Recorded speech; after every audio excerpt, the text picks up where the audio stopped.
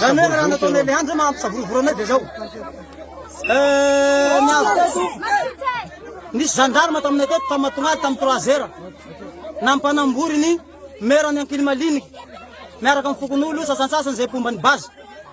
Ka azo samby tsy namanay mazoto raiky nandesindreo agny tamin'ny 3 heures. Saiko ndray zay ilalagna ny fanjakana mampanambotra amin'ny 3 heures zay. Ary reo olo amizay milagna anay lohandohany abiaby. Vatatena niringiriny ma ila. Voatery nanao hetsy koa iringiriny. Samborinay koa reo vahoaka aminay korany bazy regny. Hatra merazaka ao samborinay. Tambo tsy azonay koa i. Fa samborinay abiaby lafa atao olo pombany bazy. Roe azonay hajarinay amin'ny prison pisenay azy agny koa. Maty tsy raha rahanay. Fa raha tsy amako.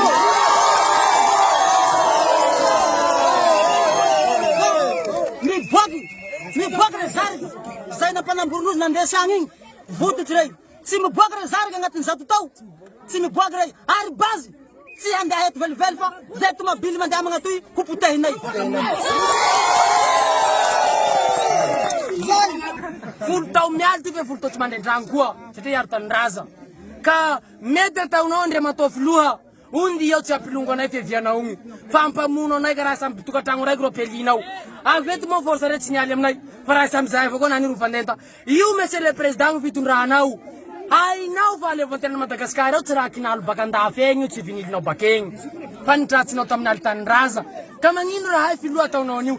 La tsy botsy Andriamatao rezariky namatindrao velo. Zay olo filohandohan'ny bazy eto an-tanà koa tsy maintsy maty ary bazy fa tsy mila mihetsika agnatin'ny parti Atsimo andrefa Fiato. Ny grevy moa toliara manomboka amizao ka hatramin'ny farany. Tapitseo Andriamatao filoha.